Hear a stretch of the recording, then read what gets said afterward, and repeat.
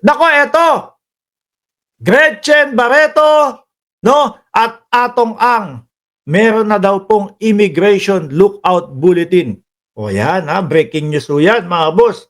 Sabi dito, mga kababayan, Gretchen Barreto at Atong Ang, no, immigration lookout bulletin inilabas na versus Atong Ang at Gretchen Barreto. Naku po, mga bossing. Ano ba to? Basahin natin ng mabilisan ho, no? Naglabas na ang Department of Justice, DOJ, no, ng Immigration Lookout Bulletin Order laban kina Atong Ang, Gretchen Barreto, dating NCRPO Chief Jonel Estomo at mahigit 50 pang respondent kaugnay sa kaso ng mga nawawalang sabungero. Ang huli nating mga ano diyan, mga bossing, ang huli nating mga kumbaga update diyan is yung may mga nahuhukay na mga buto ng tao doon sa mismong itinuro po na Taal Lake ni Patidongan, mga bossing. No? Kaso merong mga nahahalo din po, mga buto ng mga kalabaw o buto ng mga baka, mga boss. Kaya yung sabi, naku puro buto pala ng kalabaw.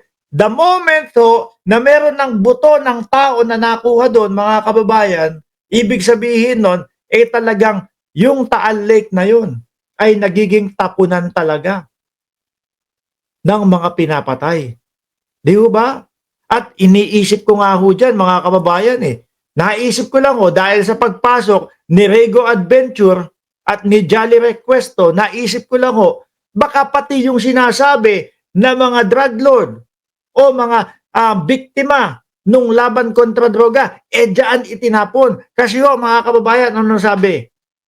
Ang sabi, nako, hindi nagmamatch itong mga tao na ito doon sa mga sabungero. Hindi nagmamatch itong mga buto na ito doon sa mga sabungero. Kaso baka pagka naghagilap na yung mga kaanak nung biktima nung laban kontra droga ng dating Pangulong Duterte, baka po doon magmatch, mayari. Di po ba?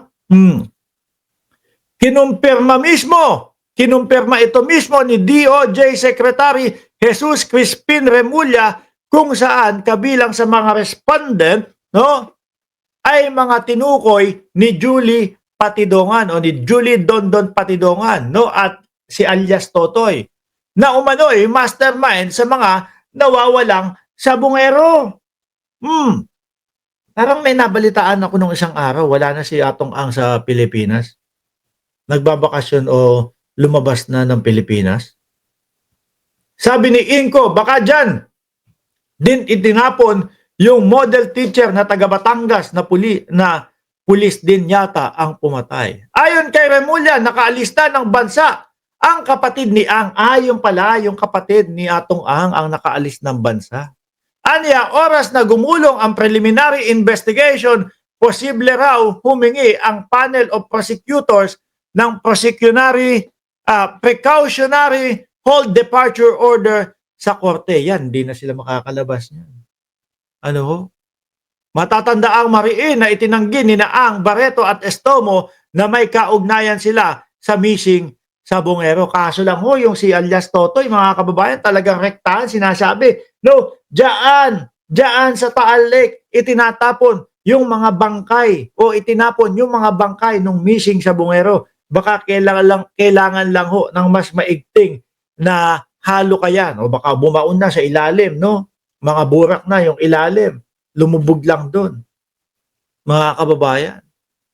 Pero sabi ko nga sa inyo, the moment na merong nakita na mga buto ng tao, ibig sabihin meron talaga o talagang tama yung sinasabi ni Patidongan na meron pong mga taong itinatapon dyan, mga bossing. At hindi po malayo na maiugnay ang dating Pangulong Duterte dito. Dahil may sinabi sila na pati daw po yung mga biktima nung laban kontra droga ay doon itinatapon sa Taal Lake na yun, mga kababayan.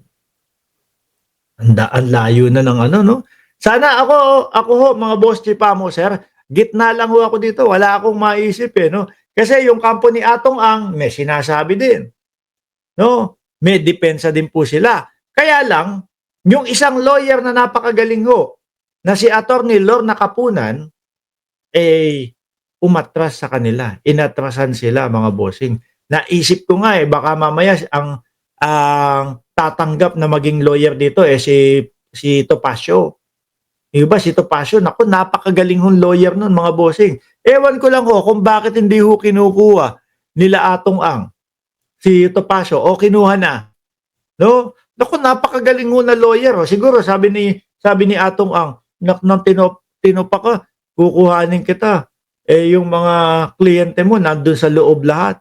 Si Alice Go, si Alice Go, si Kibuloy, si Duterte, sino pa ba? Yung si Tebes, halos karamihan. Si Dennis Laurel, tama ba yung hindi. Dennis Corneo, Dennis Laurel pala, yung crush ko. Maganda ho yun, mga kababayan. No? Lahat nandoon Siguro, naisip ni Atong Ang, ayoko nga makulong. No? Lahat ng kliyente mo nandoon Si Dennis Cornejo, Tsaka yung isa, yung maganda ho, na kasama ni Alice Go. Mga boss chief amo, sir, ano pa pangalan nun? Nakalimutan ko din. Yung sa Pogo-Pogo din ho. Okay lang yan, marami namang breaking record. Record breaking si General Torre. Mag-focus na lang muna siya sa pagbaboxing. Baka kunin siya ng MP promotion. Hindi na magpo-focus sa pagbaboxing yan. Alam mo kung bakit? Yung kaisa-isang hinamon o naghamon parang bata na tumakbo na tutuliin Hindi. Sabi ko nga sa iyo, hindi na itutuloy ni Torre yan. Bakit to? Anak ng tinapa, hinamon ako tapos tatakbo-takbo. Parang Chupapi Monyanyo, yung naghamon. Paano pa itutuloy ni Torre yan? Kung yung Baste Duterte naging Barbie Duterte na, Kasi Leong. Di ba? Sabi ni Orion, mag-focus na lang sa boxing si Torre, Diwata, baka ma-knock out agad yan si Diwata, kaya nagyayabang. Hindi na nga itutuloy yan. Paano pang itutuloy? Anak ng tinapa, si Baste, naging Barbie.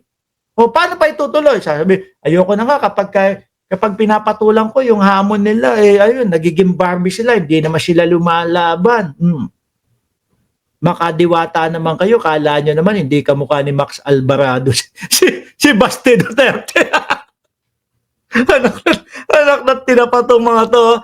Makadiwata si General Torre, akala mo naman napakagwapong tao ni Baste Duterte, hawig na hawig ni Max Alvarado. Di ba? Alisin na ho natin ito, mga boss. Naiinis yung mga DDS. Kaya naman ho tayo nagbablog, mga kababayan, para asarin, buwisitin, sirain ang araw nitong mga ito. No, dahil yung mga yan, patuloy lang po, paulit-ulit lang po ang sasabihin sa inyo na, naku, bangag ka din kasi. Ganun lang yan.